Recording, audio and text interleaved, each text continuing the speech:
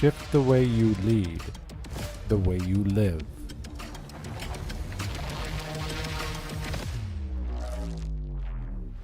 Clarity, courage, change.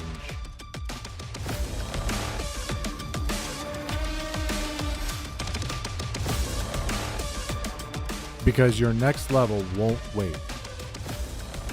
This is Monday Mindshift, the clarity you've been craving, the shift you didn't know you needed.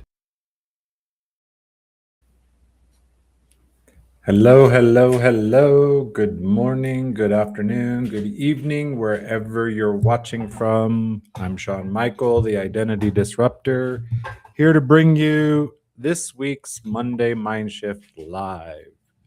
Hopefully my sound is okay.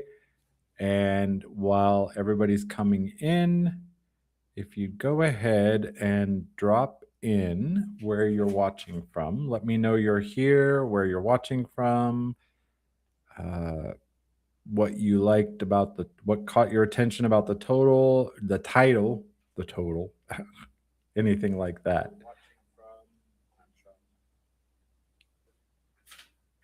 Remember,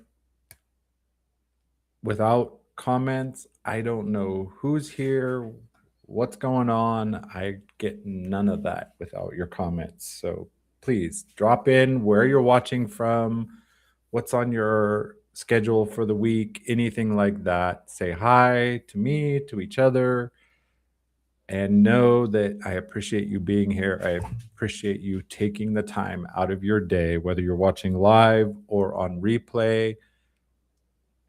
I know your time is valuable, and I'm grateful that you've chosen to carve out some of that time to watch me here on Monday Mindshift. Exciting news. In the project Men, Money, and Mental Health, the anthology with Guiding Brilliant Writers, we're making progress, and we are aiming for hopefully mid-September for the launch, but we are starting to do the book promos. Last week, Nick hosted 3 of the authors on The Person Behind the Pen, and this week she's hosting that again. And let me verify. I will go ahead and drop that in the chat. So if you want to catch that live, because that will be my time on the show, and also 2 other authors. So Nick is bringing 3 of us on at a time to talk about our journey, our story, etc. So this week I'm waiting for it to load, tomorrow, 6 p.m. Eastern, will be myself and Rich Bishop and Mark Holden. So would love to have you join us for that. Christy, welcome. I saw your comment there. Bill, glad to have you here. And let me get the link for tomorrow and drop that in the comments here.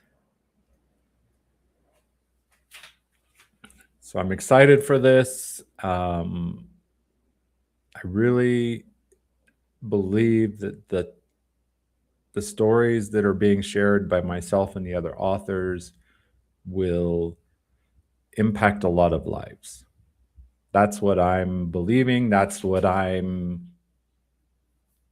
my goal. That's my vision for the book, is that these stories will impact lives, some of which we'll never know about. But that I'm okay with that. I know that impact, I don't have to hear the echo to know it's there. And let's see, any other housekeeping? Let's see. I can't think of anything. So I had a nice chat with Bill after you last week. And I'm going to be working on a a new intro that's a bit longer so that I don't have to sit here feeling foolish, jibby jabbing, waiting for everybody to go ahead and join us. That way, it'll give us a little lead time for people to come in and see the announcement, etc., and all of that. All right. So, as I said before, good morning, good evening, good afternoon. I know I borrowed that from a movie from a long time ago, but it works. Today's Monday Mindshift, and I'm excited to have you here. Now, if you remember, last week I talked about how competence removes the requirement for presence. You get good at something, and you don't have to be all the way there in order to do it. There's not some big fanfare or magical moment that you just know it happens. It just happens.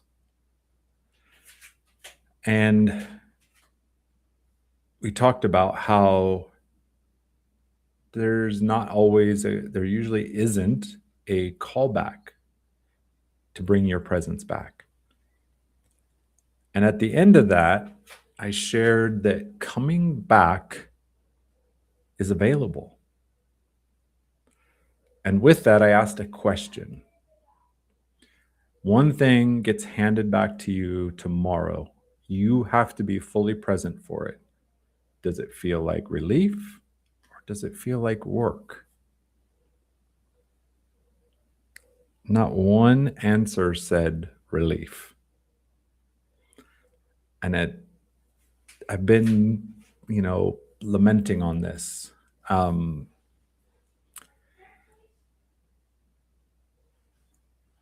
Because when I wrote the teaching, I had hoped that it was a gift. But everybody in the room that day looked at it as labor. Truth is, you weren't wrong. You were just ahead of me.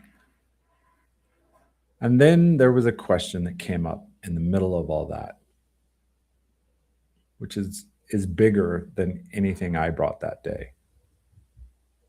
And it was this: what if we know what we need to improve and we don't do it? That's today. That's where I want to start. So here's the scenario. There's something you already know you should be doing.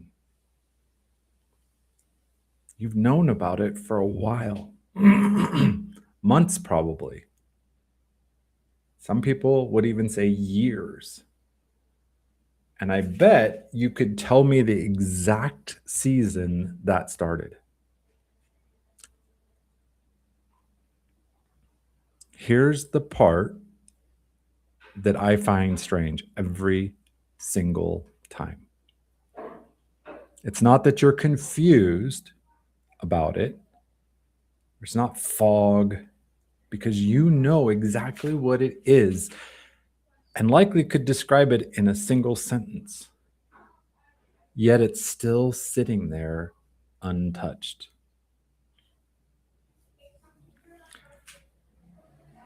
So if you have, what comes to mind, write that in the chat, put it in the comments. What's the one thing that comes to mind? Or just say, yes, I have one. You don't have to actually name it.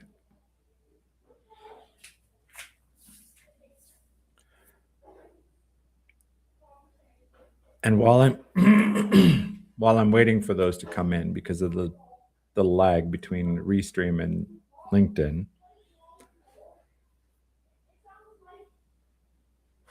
let me say this. Hold on to that. I will come back to that later and why it's still there. And Honestly, I think the answer is probably not going to be the one you've been telling yourself.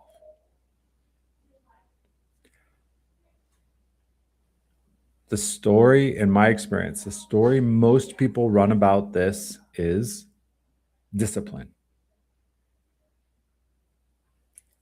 I should want it more. I need to work on my habits. If I could just stop making excuses. But let's take that apart.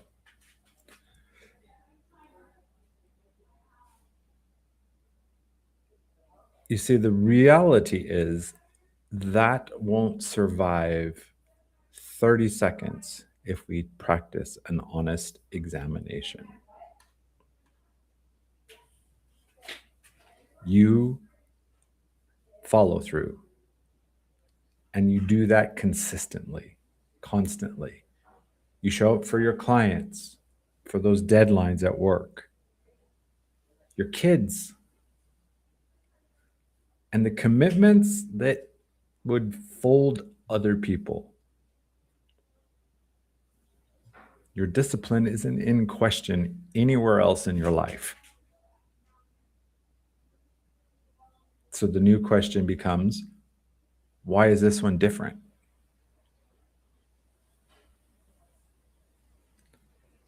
Getting good at something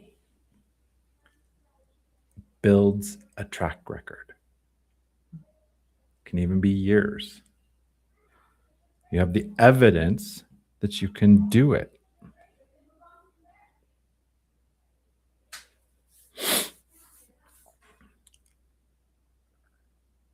You have done it. People can hand it off to you and trust it's handled. Here's what I know. Walking back into a place you haven't been because of the competence means you walk in without that. The track record, gone. Fluency, lost. Proof, non-existent. You would be starting from nothing in your own life and in front of the people who have known you as the capable one the entire time. Nicole, thank you for popping in, even if briefly. So last week I shared about editing my wife's book and entering a machine state. Control D, same fix, moving through it. And the honest question, was I reading it or was I simply processing a document? The thing I didn't say, because I wasn't there yet. I know how to fix that. It's not complicated.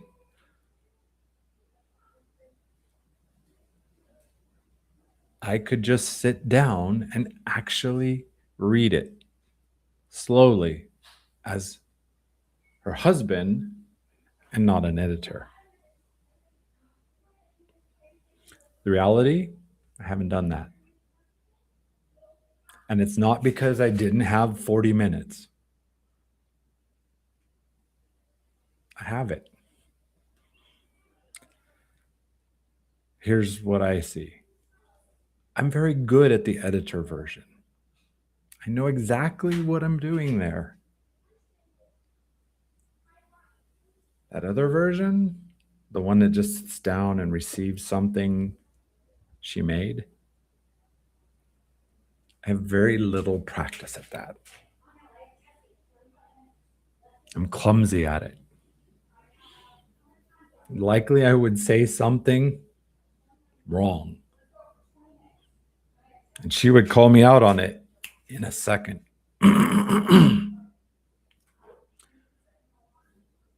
So as I said, I would be bad at it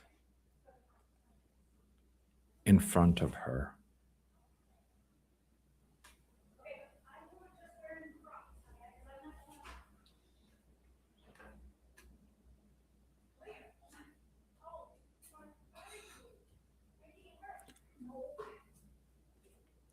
This is where it becomes identity work. And that's where I work. It's the only place. This was said last week. I've always been the capable one. 6 simple words. Name the whole thing. Because most of you built a self-concept around exactly that. Capable. I'll handle it. No need to check. That version of you been winning long time. But there's a rule underneath that we usually don't read out loud. And that is your worth runs through competence. Happy Monday, Lisa. Welcome. So wherever we're not competent, our worth gets exposed.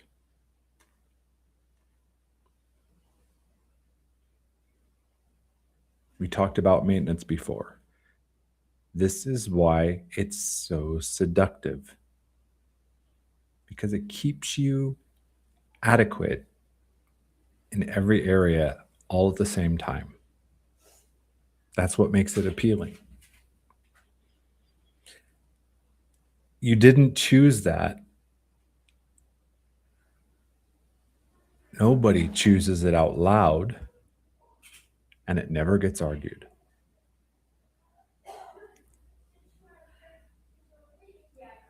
What I've learned is growing at something means you have to be bad at it first, every time. There's no way to skip that. So that thing that you already know you should be doing, it's not waiting on the time, your calendar.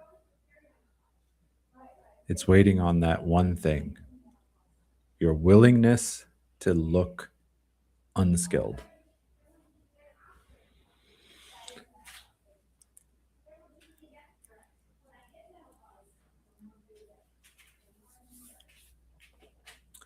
All right, let's go to the 2 chairs. In the first chair, it's the one who knows. The person with the insight. They've read the books, listened to the episode, the conversation, done. That person can name the pattern with precision unlike anyone else, including those who have already dealt with it. And the belief sounds like this: if I understand it, aren't I most of the way there? But let's be careful here. Because the one who knows, not a fraud.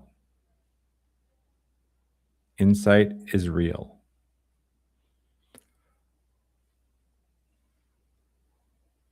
Hard won even. And that's what makes this chair difficult to see from when you're sitting in it. It's like I said before, you can't see the label if you're trapped in the bottle. And it looks like progress. You feel like you're moving. And it's also the only part of the whole process that costs nothing. Chair 2 is the one who's bad at it yet. Same person, same intelligence, doing it badly in front of an audience, where everybody sees it. That version isn't more disciplined.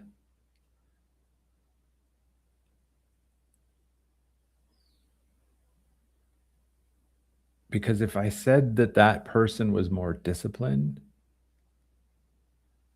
then we're back at willpower. And we've all heard enough teaching on willpower. The difference is chair 2 is willing to be unskilled somewhere in some area while being observed.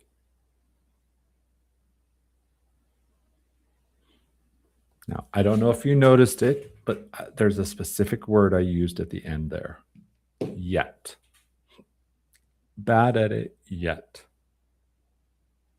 Why did I use that? Because that badness has an expiration date. It's temporary. That's the way it works, right? You start out bad at it, you do it more, you get better at it.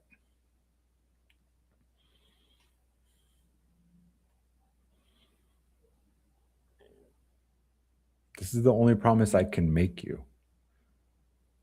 It's very real. You can't continue to be bad at something. If you actually practice and learn and improve, you can't continue to be bad at it.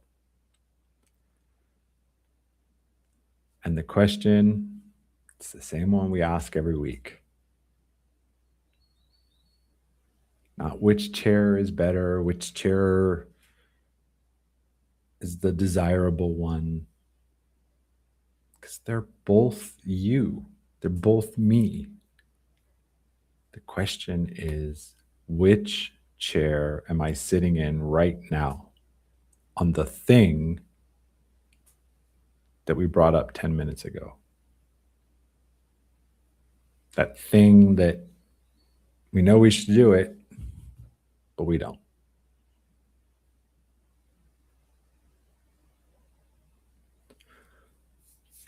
All right. I'd love to see you drop in the comments the thing that you already know you should be doing. Is the reason you haven't started it is that you don't have time? Or is it because you would have to be bad at it, at least for a minute? So you can just drop time or bad. One word. That's all I need.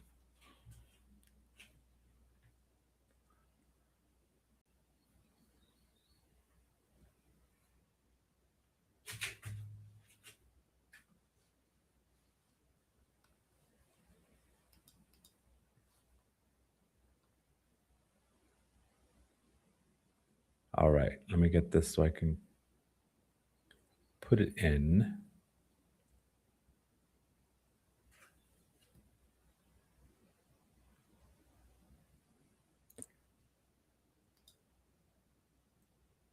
So that thing you know you should do, but you don't, is the real reason you don't do it time or bad? Meaning you would have to be bad at it.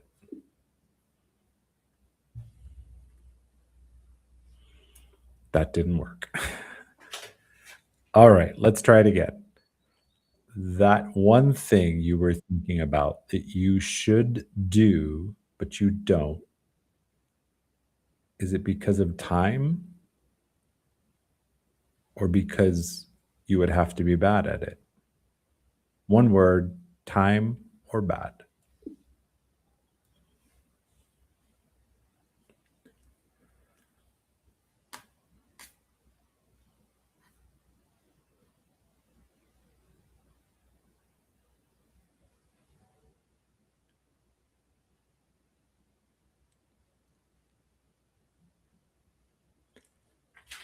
And if you feel like it,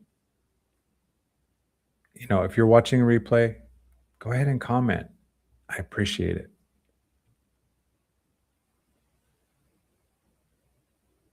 Name the thing if you're willing. And that's more important. The timer bad is good, but if you name the thing, that's more powerful.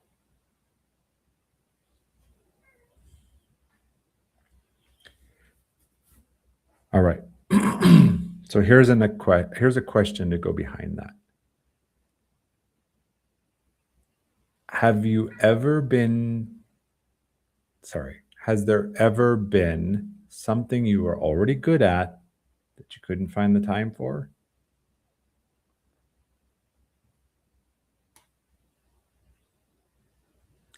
My reframe here: you, me, all of us, the information's been there. What we didn't have was permission. And that's the gap. The knowing came, but we're still waiting for the authorization. And that's important to me. Identity authorization. Nobody hands you a permission to be a beginner again. And you're not going to hand it to yourself when you still see it as a demotion. And Leslie named this in a much better way than I did.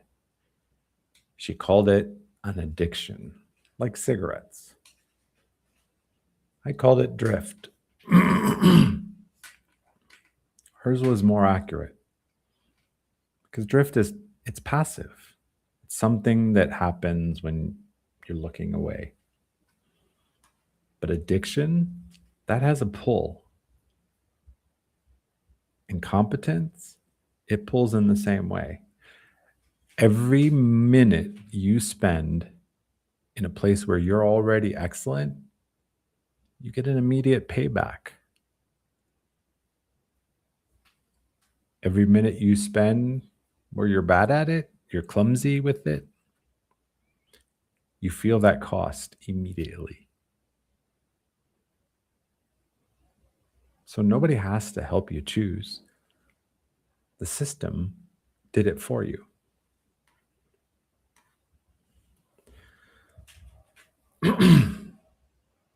So let me get real here. The question isn't where are you behind? The question is, what would you have to be willing to look like?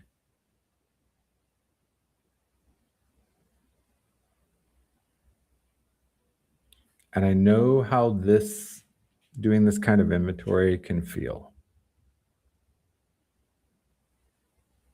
Maybe you're sitting there with 3 things you've known about for years and haven't done it. What I want to say is don't turn that into a full-blown case against yourself. Because what you're actually seeing is self-concept doing exactly what it's built to do. And that is keep you safe, keep you competent. It's protecting you. It's done it well for a long, long time. It doesn't have a program for the version of you who willingly does something badly. Perhaps you've called this a discipline problem for years, and you've graded yourself according to that. I want to say it clearly. It was never about discipline. You had the knowing. I've had the knowing. What's missing is that permission.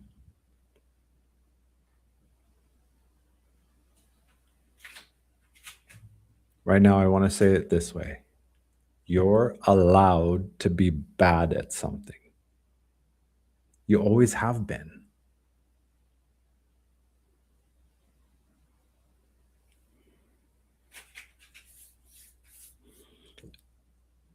comments field is very quiet today. But let me go back to where I started. When I asked relief or work, everybody said work. 100% right. It is work. However, it's different than what we usually price. We usually look at it as hours.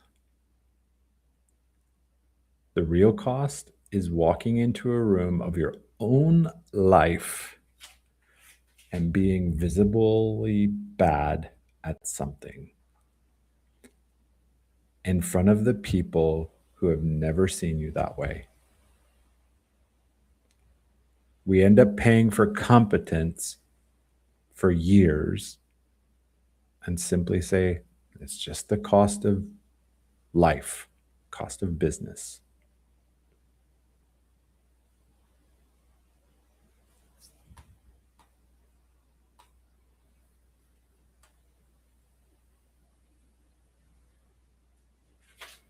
Here's what I want to leave you with this week. And I'm not looking for an immediate answer. This is something I want you to think about, sit with. What are you willing to be bad at?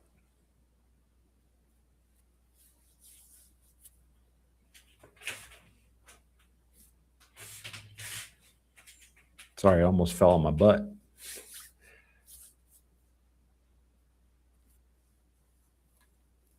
All right, so it's a quiet Monday. I don't know if it's a holiday or something. So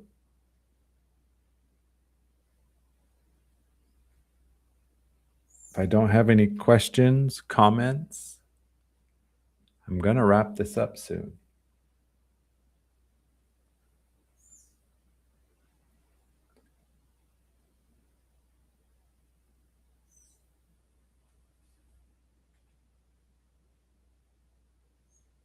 So what is the thing I'm willing to be bad at? Every time I turn the camera on, I'm willing to be bad at. I'm still learning it. I don't feel competent in front of the camera, in front of this event. And having a week or two where the comments are blowing up and then having a week where it's silent,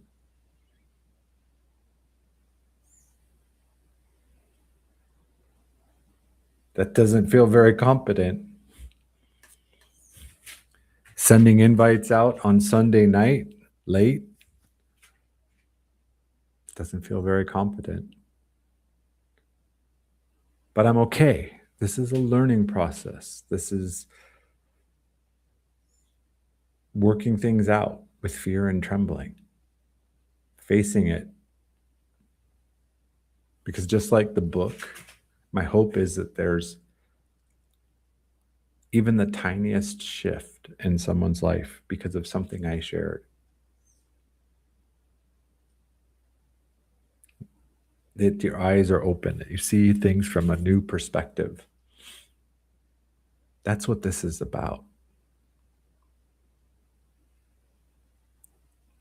Giving ourselves permission to do the thing, even badly, because it's only temporary. And how do you ever know if you never try? Thank you for joining Monday Mindshift. We'll talk to you all next week. Take care.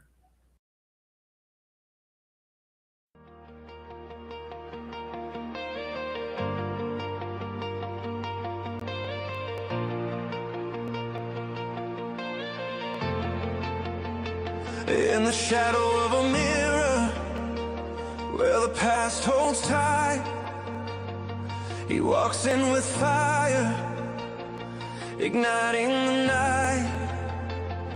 A true seeker's vision, he shines through the black.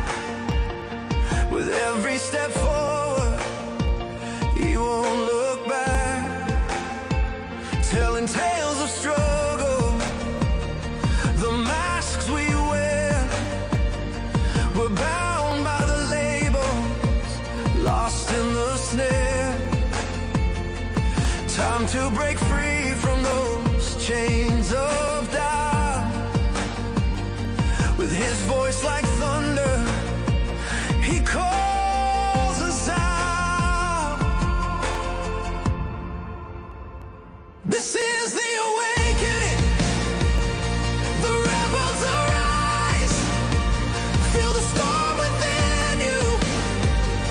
It's time to defy. We're breaking the silence, tearing the walls with the identity disruptor. We answer the call. No more hiding in shadows. We step into light. We rebuild ourselves, empowering the fight.